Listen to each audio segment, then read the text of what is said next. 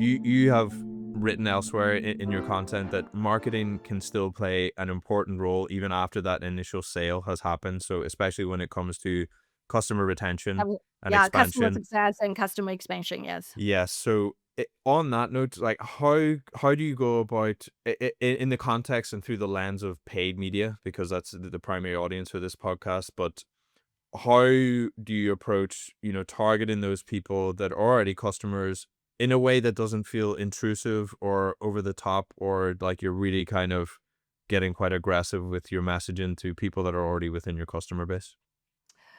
Great question. So the way I go about doing that is usually work with the customer success team. And the customer success team also has a very hard job because they are dealing with, if not dealing with happy customers, subscription or renewal is very easy. If they are dealing with, say, customers are difficult, I just don't find your tool useful, or I have not been using it actually in the past 1 year. Then you were like, okay, well, let's work on that together and see if we can find to get them to renew. So it really depends on the retention rate, obviously, when you are working with the customer success team. Like what's the customer retention rate and what's the customer renewal rate.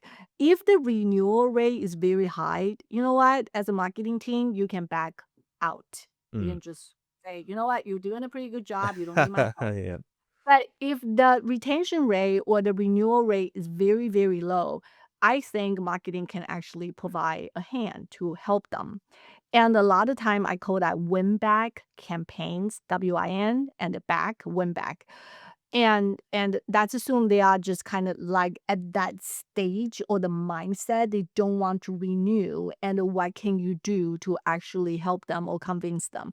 But a lot of time you also have to understand when a customer made up their mind, it's very hard to change that, and you are just doing the last minute, effort to see if you can change their mind. But a lot of time that has a lot to do with, can you give them a discount? Can you, what kind of effort, what kind of additional features, or what kind of additional things you can do for them.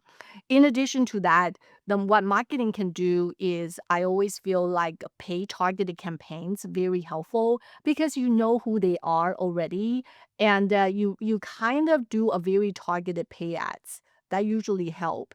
Or you do kind of like, where they usually go, you know how it is, and then sometimes people think like the ads following them is a little bit creepy, and I do believe that. So you need to be very strategic about it in terms of how you go about doing that, right?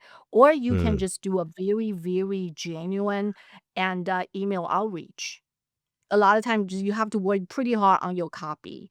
Like, hey, understand that you have not been using, say, our platform for several months. What can we do?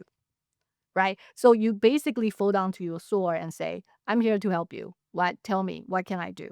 Right? So you can do a win back campaigns in many different way. Obviously, on the PR side, you just have to be very, very careful how you go about doing it. To me, the copy does matter.